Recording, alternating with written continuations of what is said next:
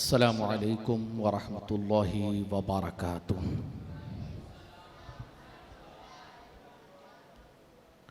میں ایک مرتبہ پھر سلام کرتا ہوں اور آپ سے بہترین جواب کی امید رکھتا ہوں۔ السلام علیکم ورحمۃ اللہ وبرکاتہ۔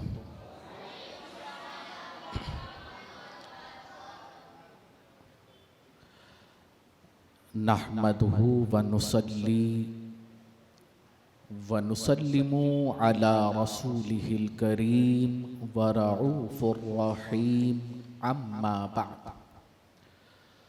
فاعوذ باللہ من الشیطان الرجیم ببرکت بسم اللہ الرحمن الرحیم وعاشرہن بالمعروف صدق اللہ العظیم وصدق رسولہ النبی الامین المختار الکریم ونحن علی ذلک لمن الشاہدین والشاکرین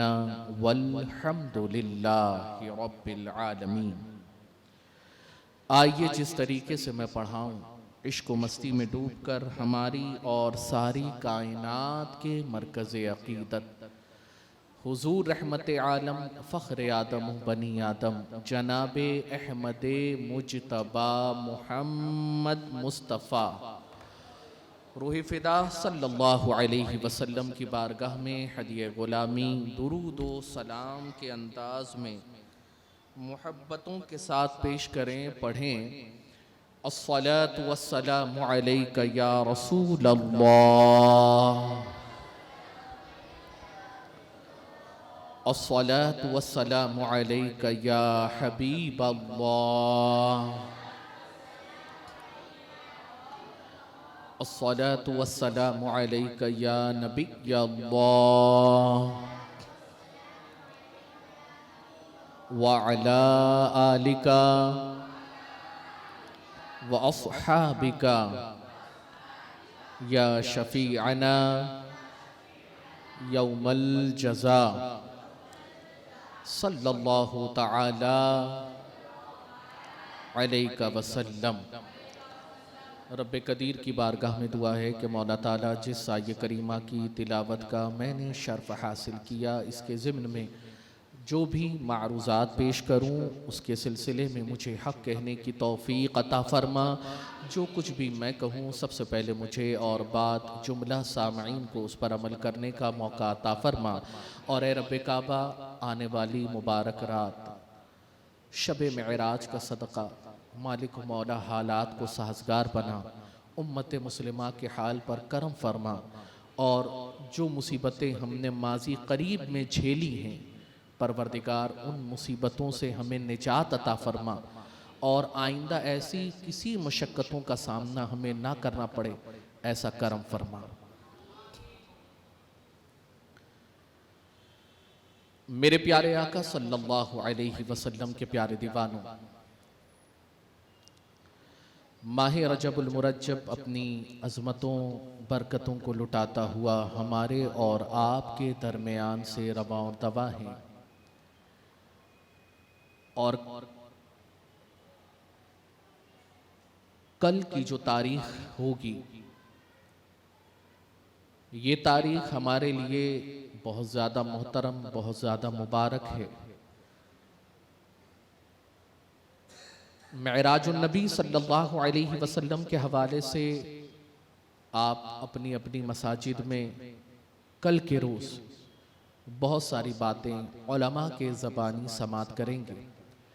آج انشاءاللہ تعالی اس ہفتہ واری اجتماع میں میں نے جس عنوان کا انتخاب کیا ہے، ہم میں بہتر کون، یہ حضور صلی اللہ علیہ وسلم کی حدیث کا ایک ٹکڑا ہے، اور جو حالات چل رہے ہیں ان قریب ماضی قریب میں احمد آباد کی جس عائشہ کے ساتھ جو سانحہ پیش آیا، اور اس نے جو چیز نہیں کرنی تھی اس چیز کے لیے اس نے قدم اٹھایا، جس کا اسلام اور بانی اسلام سخت مخالفت کرتے ہیں،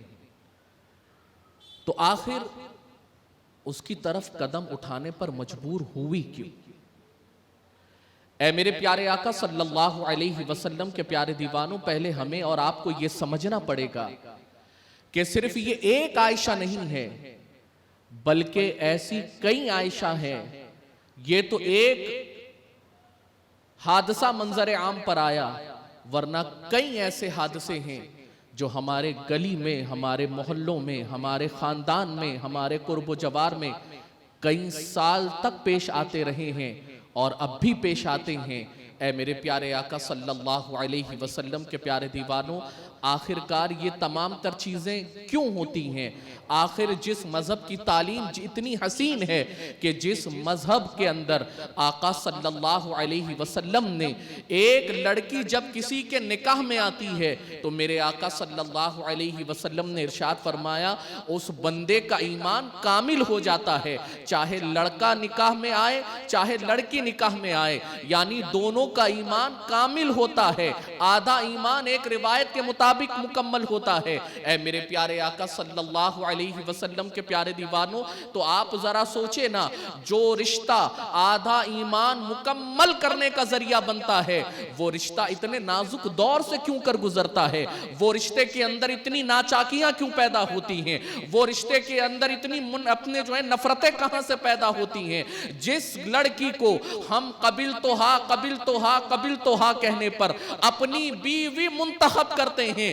اللہ اکبر، آخر کیا بات ہے کہ ہم بیوی منتخب کرنے کے بعد اس کو اپنی زوجیت میں لے لینے کے بعد آخر وہ محبتیں کہاں چلی جاتی ہیں؟ اے میرے پیارے آقا صلی اللہ علیہ وسلم کے پیارے دیوانوں، تو ہمیں اور آپ کو یہ جاننا ہوگا کہ اس کی سب سے بڑی وجہ یہ ہے کہ آج ہم اور آپ اپنے معاشرے کے اندر یہ تو بتاتے ہیں کہ شوہر کا حقوق کیا ہوتا ہے، ہم یہ تو بتاتے ہیں ایک شوہر کا مقام کیا ہوتا ہے، لیکن اللہ اکبر، ہم اپنے مردوں کو یہ نہیں بتا پاتے کہ ایک بیوی کی حیثیت کیا ہوتی ہے۔ اللہ کے رسول صلی اللہ علیہ وسلم نے بیوی کو کیا حق دیے ہیں، آقا صلی اللہ علیہ وسلم نے اچھا سلوک کرنے پر کتنی بشارتیں عطا فرمائی ہیں۔ میرے پیارے آقا صلی اللہ علیہ وسلم کے پیارے دیوانوں، آج انشاءاللہ اللہ تعالیٰ اسی محور پر میری گفتگو گردش کرتی نظر آئے گی۔ میرے پیارے آقا صلی اللہ علیہ وسلم کے پیارے دیوانوں، ذرا اندازہ کریں نا، اللہ رب العزت کا قرآن ارشاد فرماتا ہے وَعَاشِرُهُنَّ بِالْمَعْرُوفِ، کہ اپنی عورتوں کے ساتھ اچھا برتاؤ کرو۔ اللہ اکبر، جس قرآن کی یہ تعلیم ہو کہ اپنی عورتوں کے ساتھ اچھا برتاؤ کرو، آپ ذرا بتائیں نا آج کا مرد اپنی عورت کو کیا تصور کرتا ہے؟ ایک غلام کے علاوہ، ایک نوکر کے علاوہ، ایک پیر کی جوتی کے علاوہ، اللہ ماشاءاللہ، میں سب کی بات نہیں کرتا، لیکن اکثریت کا حال یہ ہے کہ وہ عورتوں کو کام والی سے زیادہ تصور نہیں کرتے، بچے پالنے اور پرورش کرنے والی سے زیادہ تصور نہیں کرتے۔ میرے پیارے آقا صلی اللہ علیہ وسلم کے پیارے دیوانوں، آخر یہ محبتیں کیوں نہیں ہیں، وہ مودت کیوں نہیں ہے؟ اس کی وجہ یہ ہے کہ کہیں نہ کہیں ہم نے آقا صلی اللہ علیہ وسلم کی سیرت کے اس گوشے سے انحراف کیا ہے، کہیں نہ کہیں آقا صلی اللہ علیہ وسلم کی اس سیرت سے ہماری قوم کو آشنا نہیں کیا۔ میرے پیارے آقا صلی اللہ علیہ وسلم کے پیارے دیوانوں، جانتے ہیں یہ رشتہ ازدواجی یہ کتنا مبارک رشتہ ہے، یہ نکاح کتنا مبارک ہے، یہ شوہر اور بیوی کا رشتہ یہ کتنا مقدس اور محترم ہے۔ میرے پیارے آقا صلی اللہ علیہ وسلم کے پیارے دیوانوں، اگر آپ دیکھیں کہ دنیا کے اندر جتنے بھی رشتے پہ اپنے معرض وجود میں آئے، چاہے وہ باپ کا رشتہ ہو، بیٹی کا رشتہ ہو، خالہ پھوپھی، ایسے کئی رشتے ہوں، آپ دیکھیں یہ سب دنیا میں آنے کے بعد بنے ہیں، لیکن اللہ اکبر، وہ ماں کا مقام جو اپنی عظمتوں کے اپنے جو ہے عظمتوں کے برابر، وہ باپ کا مقام اپنے ایک مقام کے برابر، لیکن آپ ذرا دیکھیں نا کہ ایک رشتہ جس کو ہم بہت زیادہ ہلکا تصور کرتے ہیں، ماں باپ کا مقام اپنی جگہ ہے، اس سے منع نہیں کیا جا رہا، لیکن آپ ذرا دیکھیں کہ ماں باپ کا رشتہ جو اتنا مقدس ہے وہ بنا بھی، اس کی تخلیق بھی ہوئی تو دنیا میں ہوئی، لیکن اللہ اکبر ایک رشتہ جو اللہ اور اس کے رسول کے نزدیک جو بڑا محترم ہے، جو میاں بیوی کا رشتہ ہے، شوہر اور بیوی کا رشتہ ہے، وہ رشتہ اتنا مقدس ہے، وہ رشتہ اتنا پاک باز ہے کہ اللہ اکبر وہ رشتے کی تخلیق اگر ہوئی ہے، وہ رشتہ اگر قرار پایا ہے تو دنیا میں قرار نہیں پایا، وہ رشتے کی تخلیق ہوئی ہے تو اللہ رب العزت نے جنت میں فرمائی ہے، وہ رشتہ جنت میں تخلیق پذیر ہوا۔ اے میرے پیارے آقا صلی اللہ علیہ وسلم کے پیارے دیوانوں، ذرا اندازہ کیجئے کہ وہ میاں بیوی کا رشتہ اتنا مقدس رشتہ ہے کہ اس کی تخلیق جنت میں ہوئی ہے۔ اے میرے پیارے آقا صلی اللہ علیہ وسلم کے پیارے دیوانوں، اور فرمایا گیا کہ جو دلہا دلہن، جو میاں بیوی ان رشتوں کو جنتیوں کے اوصاف کے مطابق اگر دنیا میں گزاریں گے تو اللہ رب العزت ان کی دنیا کو بھی جنت کا سکون عطا فرما دے گا، یعنی ان کی دنیا بھی جنت کا نمونہ بنتی نظر آئے گی۔ یعنی ہونا یہ چاہیے کہ وہ جنتی اوصاف اپنائیں میرے پیارے آقا صلی اللہ علیہ وسلم کے پیارے دیوانوں۔ اور آپ دیکھیں نا، وہ رشتے کی بنیاد اگر کسی نے رکھی ہے تو کسی اور نے نہیں رکھی، وہ خالق کائنات نے رکھی ہے۔ میرے پیارے آقا صلی اللہ علیہ وسلم کے پیارے دیوانوں، ذرا اندازہ کیجئے گا، کوئی عائشہ اس طریقے سے قدم نہیں اٹھائے گی اگر ہر شوہر اپنی بیوی کو صحیح حق دیتا نظر آئے گا، کوئی عائشہ اپنی جان دیتی نظر نہیں آئے گی جب تک کہ ایک شوہر اپنی بیوی کو آقا صلی اللہ علیہ وسلم کی سیرت کے مطابق وہ حق، وہ محبت، وہ مودت دیتا نظر۔ میرے پیارے آقا صلی اللہ علیہ وسلم کے پیارے دیوانوں، جانتے ہیں جس عنوان کا میں نے انتخاب کیا وہ عنوان اسی حدیث کے ٹکڑے سے لیا گیا، ترمذی شریف کی حدیث پاک ہے۔ آقا صلی اللہ علیہ وسلم ارشاد فرماتے ہیں، بہتر کون ہے؟ بہتر کون؟ ہم یہ صرف سمجھتے ہیں کہ جو نمازی ہو، پرہیزگار ہو، وہی بہتر ہے وہ بھی بہتر ہے، لیکن اگر وہ نمازی پرہیزگار گھر میں اگر اپنی گھر والوں کے ساتھ حسن سلوک نہیں کرتا، وہ متقی اور پرہیزگار اگر اپنی بیوی کے ساتھ غلاموں جیسا برتاؤ کرتا ہے تو شاید پھر اس کو دیکھنا ہوگا کہ وہ بہتر کے زمرے میں ہے کہ نہیں ہے۔ میرے پیارے آقا صلی اللہ علیہ وسلم کے پیارے دیوانوں، آپ دیکھو کہ آقا صلی اللہ علیہ وسلم نے ان الدین یسر کے تحت کہ دین کو حضور نے کتنا آسان بنایا، یعنی بہتر ہونے کی ضمانت حضور اکرم صلی اللہ علیہ وسلم نے دی تو کس کو دی؟ اللہ اکبر۔ میرے پیارے آقا صلی اللہ علیہ وسلم کے پیارے دیوانوں، آپ ذرا دیکھیں نا، آقا صلی اللہ علیہ وسلم ارشاد فرماتے ہیں، تم میں بہتر وہ ہے جو اپنے اہل و عیال کے ساتھ بہتر ہو، اور ایک روایت میں تو حضور نے صراحت کے ساتھ تذکرہ کیا کہ تم میں بہتر وہ ہے جو اپنی بیوی کے ساتھ بہتر ہو۔ اللہ اکبر۔ میرے پیارے آقا صلی اللہ علیہ وسلم کے پیارے دیوانوں، ذرا اندازہ کریں نا، یہاں اگر پڑوسی کے اندر پڑوس میں دوست کی بیوی رہتی ہے تو میاں صاحب کا حال یہ ہے کہ پڑوس کی دوست کی بیوی کے ساتھ تو بہت محبتوں سے بات کرتے ہیں، ہنس ہنس کے بات کرتے ہیں، جبکہ حال یہ ہے اپنی بیوی کا منہ دیکھ لیا تو صاحب کا منہ چڑھتا نظر آتا ہے، بھویں وہ اپنے چڑھتی نظر آتی ہیں۔ میرے پیارے آقا صلی اللہ علیہ وسلم کے پیارے دیوانوں، ارے نادانوں ذرا اندازہ تو کرو، ایک عورت اپنا سب کو چھوڑ کر جو آتی ہے کس کے لیے آتی ہے؟ اپنوں کو پرایا بنا کر اور پرایوں کو اپنا بنا کر آتی ہے، اپنا بنانے کے لیے آتی ہے۔ اے میرے پیارے آقا صلی اللہ علیہ وسلم کے پیارے دیوانوں، آپ ذرا دیکھیں نا، جب ایک لڑکی ودا ہوتی ہے رخصتی کا وقت آتا ہے تو ایک لڑکی رخصتی کے وقت روتی کیوں ہے؟ وجہ کیا ہے رونے کی؟ کیا یہ رسم ہے کہ ہاں جب بھی لڑکی رخصت ہو تو رویا کرے؟ نہیں ہے میرے پیارے آقا صلی اللہ علیہ وسلم کے پیارے دیوانوں، یہ رسم نہیں ہے، بلکہ اس نے جو 30 سالہ 25 سالہ 20 سالہ زندگی اپنے ماں کے آنگن میں گزاری، اپنے باپ کے شفقتوں کے سائے میں گزاری ہے، اللہ اکبر، اب جب سب کچھ وہ چھوٹتا ہے تو وہ محبتیں آنسوؤں کا اپنے آنسوؤں کی شکل اختیار کرتی ہیں اور پھر وہ محبت چھلک کر لوگوں کے سامنے ظاہر ہوتی ہے۔ اے میرے پیارے آقا صلی اللہ علیہ وسلم کے پیارے دیوانوں، آپ بھی اگر کمانے کے لیے، حلال رزق کے لیے اگر ہندوستان سے کہیں دور جانا پڑے اور 2 سال تک آپ کو پتا ہے کہ میں بیوی کا بچوں کا چہرہ نہیں دیکھ سکوں گا، اپنے ماں باپ کا چہرہ نہیں دیکھ سکوں گا، آپ کتنے بھی اپنے آپ کو سنبھالنے والے ہوں لیکن ماں کے سامنے نہ روئیں،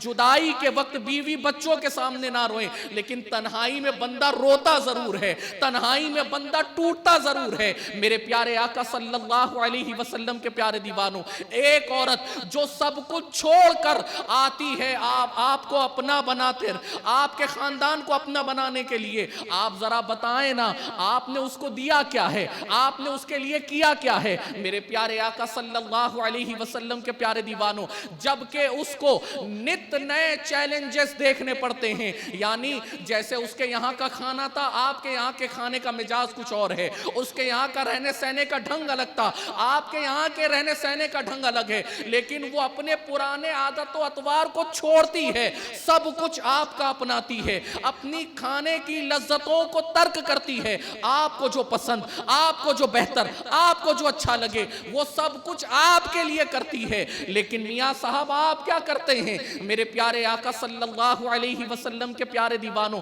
تانے دینے کے علاوہ، تشنا کرنے کے علاوہ ہمیں اور آپ مرد کو ہے کیا؟ اے میرے پیارے آقا صلی اللہ علیہ وسلم کے پیارے دیوانوں، جانتے ہیں آقا صلی اللہ علیہ وسلم ارشاد فرماتے، تم میں بہتر وہ ہے جو اپنے اہل و عیال کے ساتھ بہتر ہے، اپنی بیوی کے ساتھ بہتر ہے۔ اور پھر آگے میرے آقا فرماتے ہیں، میں تم سب سے بہتر ہوں۔ کیوں؟ کیونکہ میں اپنے اہل و عیال میں سب سے زیادہ بہتر سلوک کرنے والا ہوں۔ اب حضور سے بڑھ کر بہتر سلوک کرنے والا اور کون ہوگا؟ اے میرے پیارے آقا صلی اللہ علیہ وسلم کے پیارے دیوانوں، یہاں ایک سنبھالے نہیں سنبھلتی، 2 ہو جائے تو زندگی جہنم بنتی نظر آتی ہے۔ میرے آقا نے 11 نکاح کیے تھے، 11 نکاح، حضور نے 11 نکاح کیے تھے، لیکن حال یہ ہے کوئی بتا نہیں سکتا کہ میرے نبی نے کسی اپنی ایک بیوی کو طعنہ بھی دیا ہو۔ یہاں تو جہیز کے مطالبات ہیں، یہاں تو نہ جانے کتنی چیزوں کے مطالبات ہیں، لیکن آقا صلی اللہ علیہ وسلم نے یہ مجاز دیا ہے۔ جو لوگ جو کہتے ہیں کہ بھئی 11 نبی نے نکاح کیے، ارے جاہلوں، 11 نبی نے نکاح کیے ہیں، اس کو کسی اور دوسرے نظریے سے مت دیکھو، لیکن یہ دیکھ کہ نبی نے 11 نکاح کر کے حق ایک ایک کو دیا ہے، ہر کسی کو اپنا حق دیا ہے۔ میرے پیارے آقا صلی اللہ علیہ وسلم کے پیارے دیوانوں، جانتے ہیں آقا صلی اللہ علیہ وسلم نے ایک حدیث پاک میں تو یہاں تک کہ ارشاد فرمایا کہ تم کو عورتوں کے بارے میں بھلائی کی میں نصیحت کرتا ہوں، کہ میں تم کو نصیحت کرتا ہوں کہ عورتوں کے ساتھ بھلائی کرو، بھلائی۔ اور یہاں تک کہ آقا صلی اللہ علیہ وسلم ارشاد فرماتے ہیں کہ مسلمانوں میں اس آدمی کا ایمان زیادہ کامل ہے جس کے اخلاق سب کے ساتھ خاص طور پر، یعنی سب کے ساتھ تو اچھے ہیں عمومی طور پر، اور خاص طور پر اس کا رویہ، اس کی محبت اپنی بیوی کے ساتھ سب سے بہتر ہو۔ آپ سوچئے حضور نے کامل ایمان ہونے کی دلیل دی ہے، کامل ایمان ہونے کی دلیل کہ جس کا اخلاق سب کے ساتھ تو عمومی طور پر اچھا ہوتا ہو، لیکن خاص طور پر اس کا اخلاق اس کی بیوی کے ساتھ سب سے زیادہ بہتر ہو، محبتوں کے ساتھ پیش آتا ہو۔ اے میرے پیارے آقا صلی اللہ علیہ وسلم کے پیارے دیوانوں، اور یہ یاد رکھیے، یہ بیوی سے محبت کرنا، یہ مودت رکھنا، یہ یوں ہی نہیں ہے، حضور نے وہ محبت کے پیرائے سکھائے بھی ہیں۔ حضور محبت کیسی کی جائے حضور نے بتایا بھی ہے۔ آپ جانتے ہیں میرے پیارے آقا صلی اللہ علیہ وسلم کے پیارے دیوانوں، ایک مرتبہ آقا صلی اللہ علیہ وسلم سفر میں تھے، اور سفر کے جتنے ساتھی تھے وہ سب کے سب آگے کی طرف تھے، اور ماں عائشہ صدیقہ رضی اللہ تعالی عنہ اور حضور صلی اللہ علیہ وسلم یہ پیچھے تھے۔ تو حضور نے جب قافلے کو بہت زیادہ دور تک جاتا دیکھا تو میرے آقا صلی اللہ علیہ وسلم نے ارشاد فرمایا، عائشہ میرے ساتھ دوڑ لگاؤ گی؟ یہ دلجوئی کی حضور صلی اللہ علیہ وسلم نے۔ آج تو ہمیں یہ نہیں پتا کہ میری بیوی کو پسند کیا ہے، لیکن اگر کھانا مزاج کے مطابق نہ بنے تو یہ ضرور کہتے ہیں کہ ہاں، کہ تجھے نہیں معلوم مجھ کو کیا پسند ہے؟ اتنا نمک، اتنی مرچی، اتنا سب کچھ، اتنا تیل۔ بیوی کو کیا پسند ہے میاں صاحب یہ نہیں۔ اور یہ یاد رکھیں میرے پیارے آقا صلی اللہ علیہ وسلم کے پیارے دیوانوں، شادی شدہ جوڑے کو اس وقت احساس ہوتا ہے ایک دوسرے کی کمی کا جب وہ بندہ یا بندی اکیلا پڑ جاتی ہے یا پڑ جاتا ہے۔ جب تک میاں بیوی ایک دوسرے سے ہوتے، اپنے ایک دوسرے کے ساتھ ہوتے ہیں، تب تک شاید احساس نہ ہو شوہر کو کہ بیوی کا مقام کیا ہے، بیوی کو کہ شوہر کا مقام کیا ہے۔ لیکن اللہ اکبر، جب اگر دونوں میں سے کسی ایک کی بھی جدائی ہوتی ہے تو اگر شوہر کا انتقال ہو، بیوی کو قدم قدم پر احساس ہوتا ہے جیسا بھی تھا میرا شوہر تھا، اور اگر بیوی کا انتقال ہو تو شوہر کو قدم قدم پر احساس ہوتا ہے کہ صبح اٹھتا ہوں، اپنے صبح اٹھنے سے پہلے ہر چیز تیار کر کے دیتی تھی، ہر چیز سجا کر دیتی تھی، کوئی چیز کو تلاش کرنے کی ضرورت نہیں پڑتی تھی۔ وہ بندہ اس وقت احساس کرتا ہے جب وہ تنہا رہتا ہے۔ میرے پیارے آقا صلی اللہ علیہ وسلم کے پیارے دیوانوں جانتے ہیں، اسی لیے بیوی کو خوش کرنے کی کوشش کرو، خوشی دینے کی کوشش کرو۔ بیوی پیر کی جوتی نہیں ہے، وہ تمہارے ایمان کے تکمیل ہونے کا ایک حصہ ہے۔ اے میرے پیارے آقا صلی اللہ علیہ وسلم کے پیارے دیوانوں، اور آپ یہ کہتے ہیں نا عمومی طور پر کہ بھائی جوڑے، یہ تو جوڑے ہیں جو بن کے آتے ہیں، تو آپ ذرا سوچیں نا کہ یہ تمہارے مقدر کا جوڑا تھا جو یہاں نہیں، یہ وہاں سے تخلیق پذیر ہوا ہے، یہ وہاں سے اتارا گیا ہے۔ یہ رشتے تو ہم دنیا میں تلاش کرتے ہیں، لیکن یہ رشتے تو بولتے ہیں نا کہ یہ جنت میں اپنے بنا دیے گئے ہیں۔ اے میرے پیارے آقا صلی اللہ علیہ وسلم کے پیارے دیوانوں، اسی لیے اپنی بیویوں کو خوش، اور حضور نے دیکھو مزاج کیا دیا ہے، امام الانبیاء ہے، امام الانبیاء۔ اللہ اکبر، حضرت اماں عائشہ صدیقہ رضی اللہ تعالیٰ عنہ سے کہتے ہیں، اے عائشہ کیا میرے ساتھ دوڑ لگاؤ گی؟ اللہ اکبر، حضرت اماں عائشہ خود راوی ہیں، روایت کرتی ہیں کہ اس وقت میں دبلی پتلی تھی، آقا صلی اللہ علیہ وسلم سے جب دوڑ کا اپنے حضور نے جب دوڑ کا مطالبہ کیا تو میں نے کہا کہ جی حضور کیوں نہیں لگائیں گے، ضرور ہم دوڑ لگائیں گے۔ اور جب دوڑیں تو اللہ اکبر، آپ سوچئے کہ نبی کی رفتار، اللہ اکبر، نبی کی رفتار تو وہ رفتار ہے کہ آج بھی معراج شاہد ہے کہ نبی کی رفتار کا عالم کیا ہے، لیکن نبی جو ہے اپنی بیوی کے ساتھ دوڑ لگا رہے ہیں، تو آپ دیکھو دل جوئی کیسی کرتے ہیں نبی آقا صلی اللہ علیہ وسلم۔ دوڑتے دوڑتے اپنی دوڑ کو، اپنی رفتار کو کم کر دیتے ہیں، اور ماں عائشہ دوڑ میں آگے نکل جاتی ہیں، اور پھر آگے نکلنے کے بعد بڑی خوش ہوتی ہیں، حضور ہم تو آپ سے آگے نکل گئے، ہم تو جیت گئے، ہم تو آپ سے آگے نکل گئے۔ اللہ اکبر، میرے پیارے آقا صلی اللہ علیہ وسلم کے پیارے دیوانوں، تو ایک وقت حضور بڑے خوش ہوئے، کیونکہ حضرت عائشہ خوش ہوئی، اور پھر ایک وقت پھر ایک اور آیا کہ جب ایسے ہی سفر کا دور تھا، لیکن اس وقت ماں عائشہ فرماتی ہیں کہ اب میں حضور کے گھر پہ رہتے رہتے تھوڑی سی جسم میں قوت آ گئی تھی، یعنی موٹاپا آ گیا تھا۔ اے میرے پیارے آقا صلی اللہ علیہ وسلم کے پیارے دیوانوں، اس وقت میرے آقا صلی اللہ علیہ وسلم نے جب قافلے کو آگے دیکھا تو پھر فرمایا، عائشہ آج پھر دوڑ لگاؤ گی؟ اللہ اکبر، حضرت عائشہ صدیقہ فرمایا فرماتی ہیں جی حضور کیوں نہیں، آج پھر دوڑ لگائیں گے۔ تو اب یہاں پر یہ ہوا کہ حضور ماں عائشہ کا جسم فربا ہونے کی وجہ سے ماں عائشہ زیادہ دیر تک دوڑ نہ سکی اور حضور آگے نکل گئے۔ اللہ اکبر۔ اور پھر حضور نے فرمایا عائشہ یہ اس دن کا بدلہ ہے کہ جس دن تم آگے نکل گئی تھی۔ اللہ اکبر۔ آپ دیکھو یہ محبت ہے، یہ محبت۔ ماں عائشہ گھر میں اپنے حضور گھر پہ آتے کے بعد ماں عائشہ سے کبھی پانی مانگتے، دودھ کا پیالہ مانگتے، تو دودھ کا پیالہ مانگنے کے بعد حضرت عائشہ سے فرماتے عائشہ تم نے پیا؟ تو حضرت عائشہ فرماتی نہیں یا رسول اللہ میں نے نہیں پیا۔ تو حضرت عائشہ سے فرماتے عائشہ پہلے یہ پیالے کو تم پیو، اس کے بعد جو ہے مجھ کو دو، یعنی دودھ پہلے تم پیو، پانی پہلے تم پیو۔ تو ماں عائشہ فرماتی ہے نہیں یا رسول اللہ پہلے آپ پیئیں پھر میں پیتی ہوں۔ لیکن حضور نے دیکھو مجاز دیا، مجاز کہ بیوی کی دل جوئی کیسے کی جاتی ہے۔ آقا صلی اللہ علیہ وسلم نے فرمایا عائشہ پہلے دودھ کا پیالہ تم پیو۔ جب حضرت ماں عائشہ نے دودھ کا پیالہ ہاتھ میں لیا اور دودھ پیا، تو دودھ پینے کے بعد جب تھوڑا سا دودھ چھوڑ دیا حضور کے لیے، تو جب آگے بڑھایا تو آپ جانتے ہیں حضور چاہتے تو یوں ہی پی لیتے، لیکن حضور نے فرمایا ہاتھ میں پیالہ لے کر حضور نے فرمایا عائشہ یہ بتاؤ تم نے پیا کہاں سے ہے؟ ماں عائشہ سے فرمایا عائشہ یہ بتاؤ تم نے پیا کہاں سے ہے؟ تو ماں عائشہ فرماتی یا رسول اللہ میرے لب یہاں لگے ہیں، میرے ہونٹ یہاں لگے ہیں۔ تو حضور اکرم صلی اللہ علیہ وسلم جس جگہ ماں عائشہ کے لب لگے اسی جگہ پر نبی نے اپنے لب لگا کر پھر وہ دودھ کو پیا ہے۔ کبھی ہم نے ایسا کیا؟ کبھی اس طریقے سے محبتوں کا اظہار کیا؟ میرے پیارے آقا صلی اللہ علیہ وسلم کے پیارے دیوانوں، ارے حد تو یہ کہ اگر شوہر تکلیف میں ہو نا تو بیوی رات دن ایک کر دیتی ہے خدمت کرنے میں۔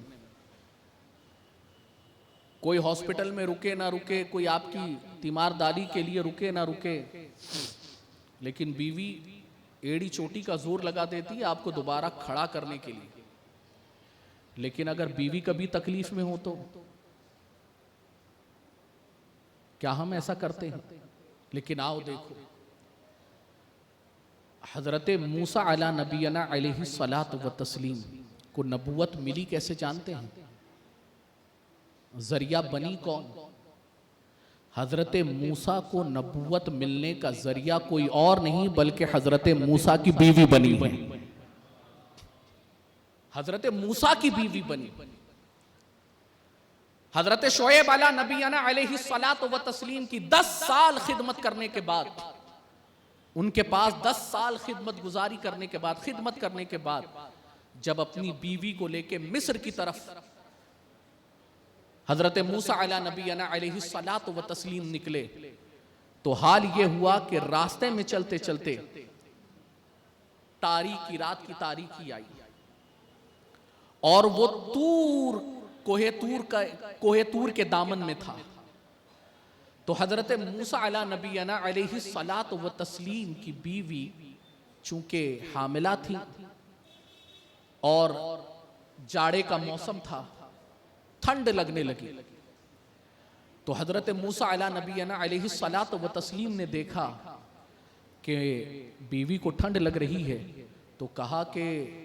یہاں کہیں اگر آگ دکھتی ہو تو میں آگ لے کر آتا ہوں، کہ تجھے ٹھنڈ محسوس ہو رہی ہے، اگر آگ تو تاپے گی، اگر الاؤ جلایا جائے گا تو شاید تیری ٹھنڈ کچھ کم ہو اور تجھے راحت ملتی نظر آئے۔ تو حضرت موسیٰ علیہ نبینا علیہ الصلاۃ والتسلیم اسی ضمن میں، اسی ضمن میں تلاش کرنے کے لیے نکلے، تو انہوں نے پایا کہ ایک جگہ پر آگ کی طرح کوئی چیز جل رہی تھی، چمک رہی تھی۔ تو حضرت موسیٰ علیہ نبینا علیہ الصلاۃ والتسلیم وہاں سے نکلے اور اسی کی طرف گئے، اور وہاں جانے کے بعد حضرت موسیٰ علیہ نبینا علیہ الصلاۃ والتسلیم نے دیکھا کہ وہاں پر آگ نما جو چیز روشن ہے وہ آگ تو نہیں ہے، آگ کی طرح تو چمک رہی ہے لیکن آگ نہیں ہے، اور اس کے ارد گرد دھواں بھی نہیں ہے، تپش بھی محسوس نہیں ہو رہی۔ سورہ نمل میں یہ پورا واقعہ موجود ہے۔ حضرت موسیٰ علیہ نبینا علیہ الصلاۃ والتسلیم قریب جاتے ہیں تو وہ چیز پیچھے ہوتی ہے، تو حضرت موسیٰ کو تھوڑا سا خوف ہوا،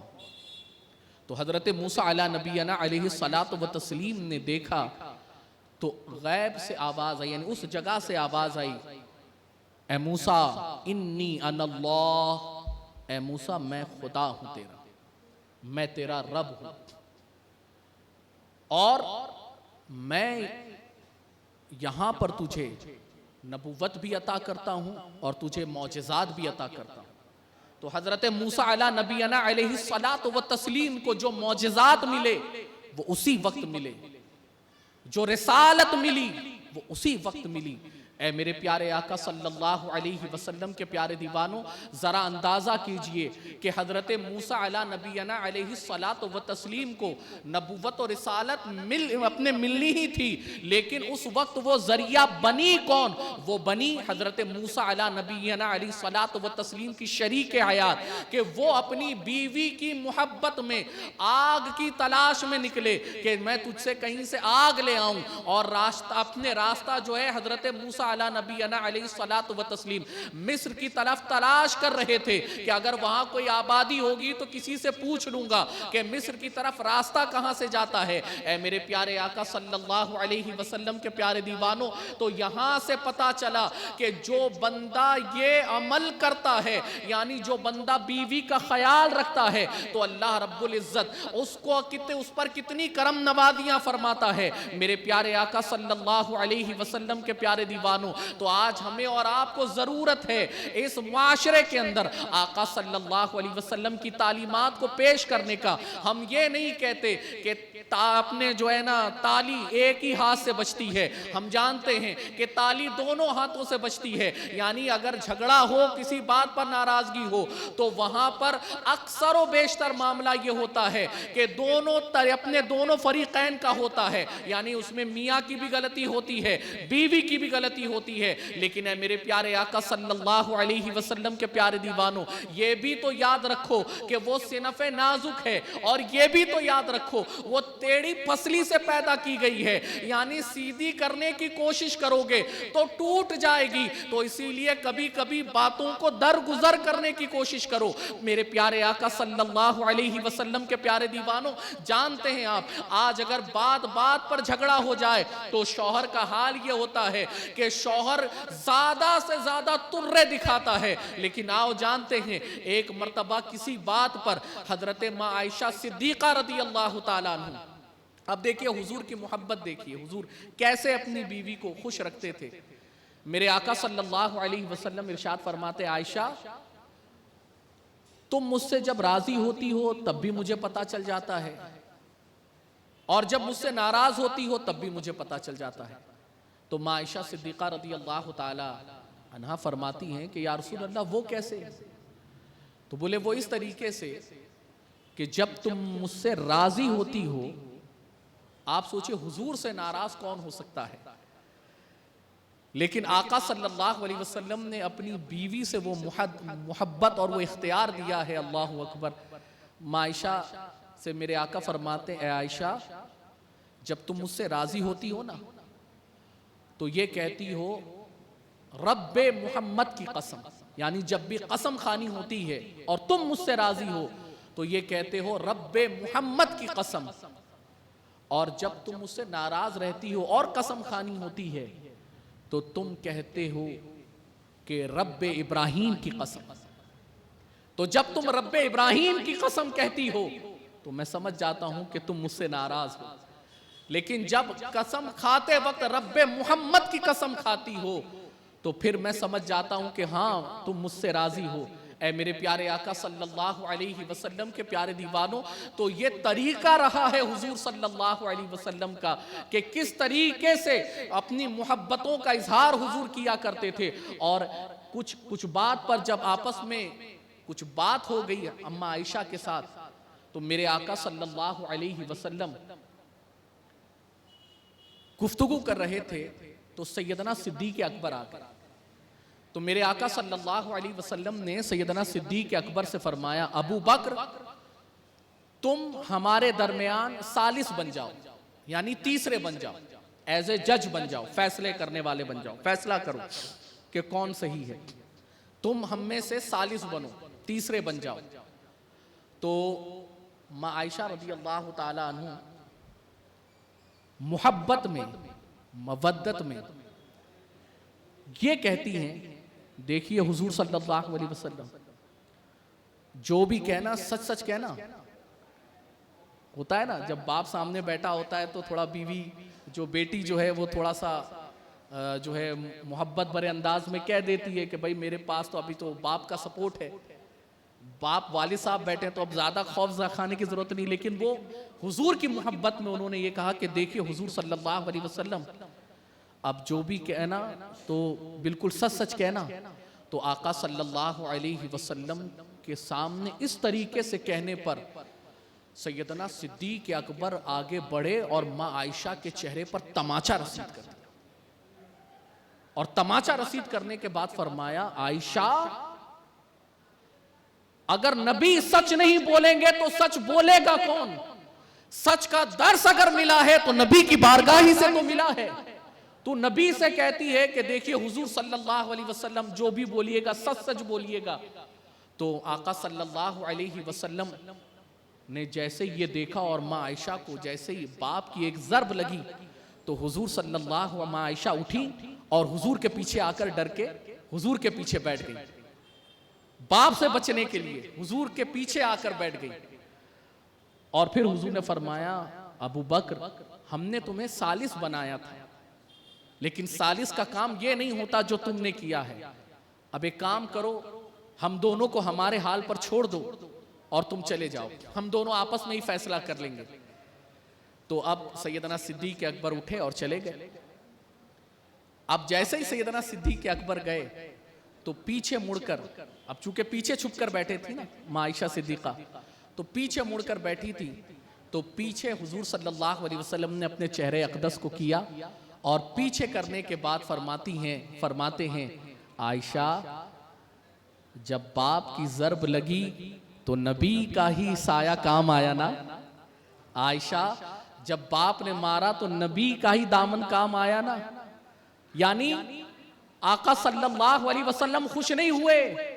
کہ جیسے آپس میں جب گھروں میں جھگڑے ہوتے ہیں تو اب باپ سنا کے گیا اب عقل ٹھکانے آئی، ماں سنا کے گئی اب عقل ٹھکانے آئی،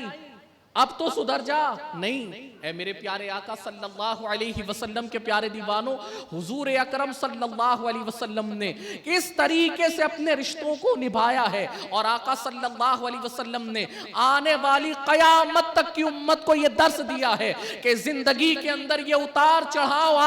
اس رشتے کے اندر یہ اونچ نیچ آتی ہے، زندگی کے شب و روز میں یہ معاملات آتے ہیں، لیکن اس کو سنبھال کر کیسے چلیں یہ نبی نے زندگی بتا کر ہمیں بتایا ہے۔ اے میرے پیارے آقا صلی اللہ علیہ وسلم کے پیارے دیوانوں، قرآن نے یوں ہی نہیں کہا لَقَدْ كَانَ لَكُمْ فِي رَسُولِ اللَّهِ أُسْوَةٌ حَسَنَةٌ کہ ہم نے اپنی نبی کی زندگی کو تمہارے لیے نمونہ عمل بنایا ہے۔ اے میرے پیارے آقا صلی اللہ علیہ وسلم کے پیارے دیوانوں، اسی لیے ہمیں اور آپ کو چاہیے کہ آقا صلی اللہ علیہ وسلم کی اس طرز زندگی کو اپنانے کی کوشش کریں، حضور صلی اللہ علیہ وسلم کی ان محبتوں کو اپنانے کی کوشش کریں جو محبتیں آقا صلی اللہ علیہ وسلم نے اپنی زوجین کو عطا فرمائی ہیں۔ آپ دیکھیں نا، محبت حضور نے اگر حضرت خدیجہ سے کی تو ایسی محبت کی کہ حضرت خدیجہ کا جب تک ظاہری حیات میں رہی میرے آقا صلی اللہ علیہ وسلم نے دوسرا نکاح نہیں فرمایا،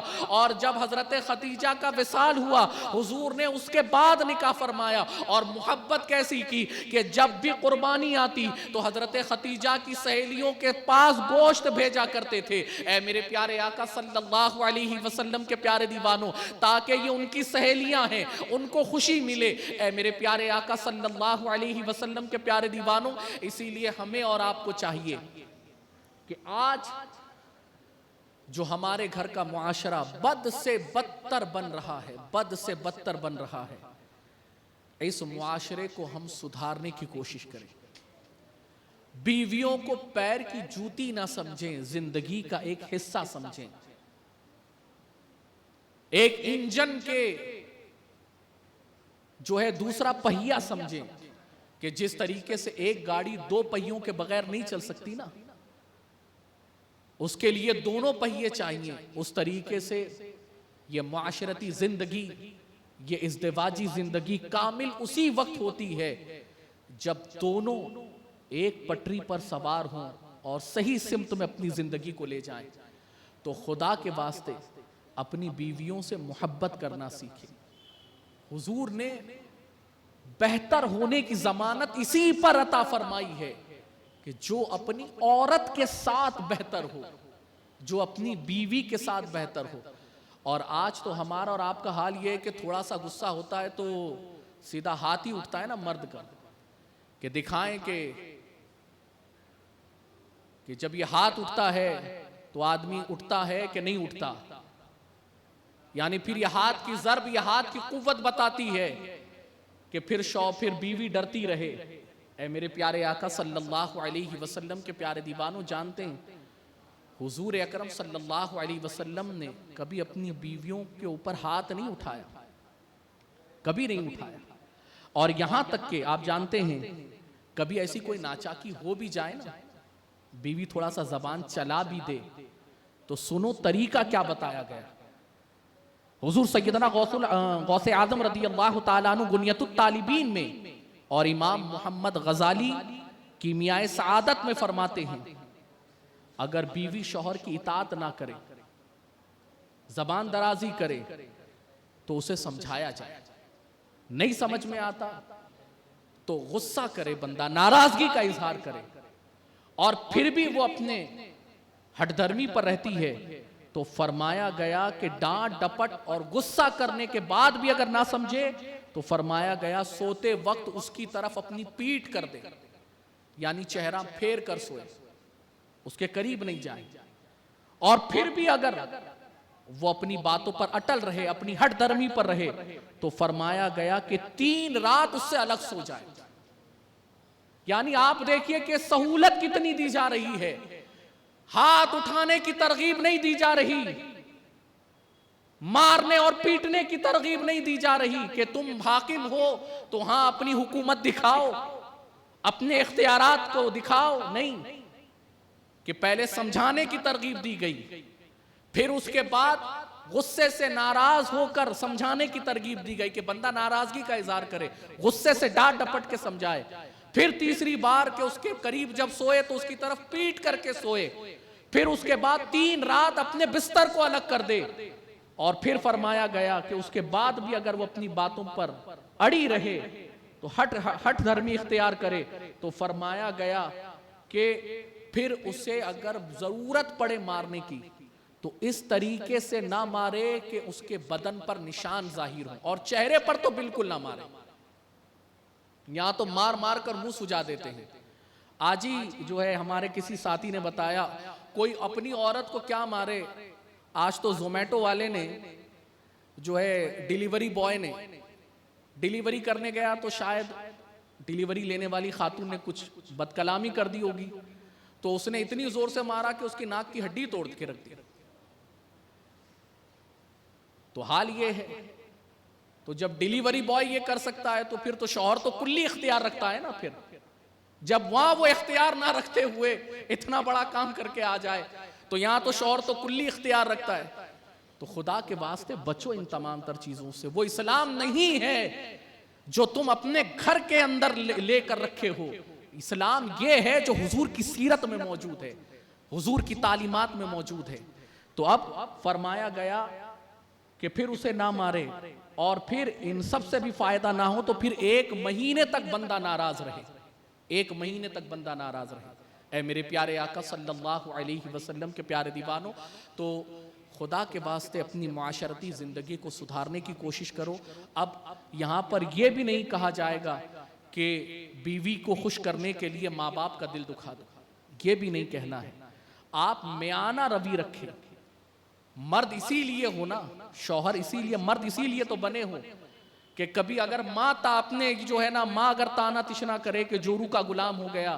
اور بیوی اگر کہے تو ہمیشہ جو ہے نا ماں کے دامن سے ہی چپٹے رہتے ہیں، تو آپ اپنے رول کو کس طریقے سے ادا کرتے ہیں؟ تو اسی لیے تو آپ مرد ہیں نا، تو اسی لیے وہ رول ادا کرنے کی کوشش کریں، اور خدا کے واسطے یہ ظلم بربریت سے بچیں، اور اپنی اس شریک حیات کو اتنا دکھ اتنی تکلیف نہ دیں کسی بھی معاملے میں،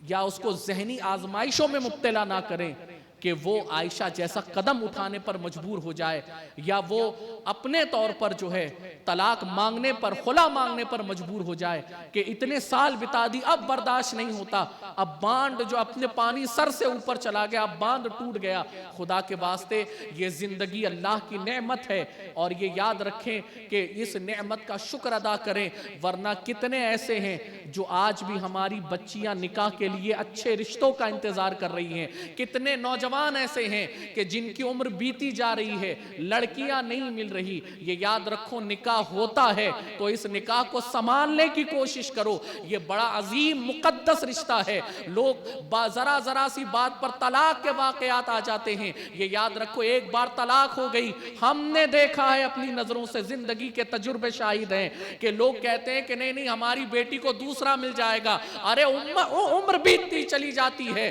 بیٹی کے لیے کوئی دوسرا نہیں آتا۔ لوگ کہتے ہیں، باپ کہتا ہے ارے تو لڑکا ہے لڑکا، ایسی کئی لڑکیاں آئیں گی، چھوڑ اس کو کیا کرتا ہے، تو وہ لڑکا بھی ایسے ہی پڑا رہ جاتا ہے، کئی رشتے نہیں آتے۔ اے میرے پیارے آقا صلی اللہ علیہ وسلم کے پیارے دیوانوں، خدا کے واسطے ان رشتوں کو نبھانے کی کوشش کرو، یہ رشتے بڑے نازک ہیں، یہ جنت سے بن کے آئے ہیں۔ خدا کے واسطے حضور صلی اللہ علیہ وسلم کی سیرت کو اپنا کر اپنی سیرت سجانے کی کوشش کریں۔ دوران گفتگو اگر کوئی لغزش ہوئی ہو، اللہ رب العزت اپنے محبوب کی نالین کے صدقے اسے معاف فرمائے، اور ہمیں یہ معاشرتی زندگی حضور کی سیرت کے مطابق اللہ گزارنے کی توفیق عطا فرمائے، اور ہر مرد اپنی عورت کو صحیح طور پر حق دینے کی کوشش کرے، اور ہر عورت اپنے شوہر کے مقام کو سمجھتے ہوئے ان کو اپنا حق دینے کے لیے جو ہے آمادہ کرے، اور ان کا حق ضرور بھی ضرور ادا کرے۔ اللہ تعالی ہم سب کو کہنے سننے سے زیادہ عمل کی توفیق عطا فرمائے۔ میرے پیارے آقا صلی اللہ علیہ وسلم کے پیارے دیوانوں، کوشش ہم یہ کریں کہ کوئی عائشہ، کوئی کسی باپ کی بیٹی، کسی کی بہن ہماری وجہ سے اس کی طرف قدم نہ بڑھائے جیسا احمد آباد کی عائشہ لڑکی نے قدم اٹھایا ہے۔ جو چیز حرام ہے وہ چیز حرام ہے، اسلام نے کئی راستے دیے ہیں، بس بندہ الجھنوں کا شکار نہ ہو، بلکہ سلجھے ہوئے لوگوں سے مشورہ کرے اور پھر اپنی زندگی صحیح طور پر گزارنے کی کوشش کرے۔ اللہ تعالی ہم سب کو کہنے سننے سے زیادہ عمل کی توفیق عطا فرمائے۔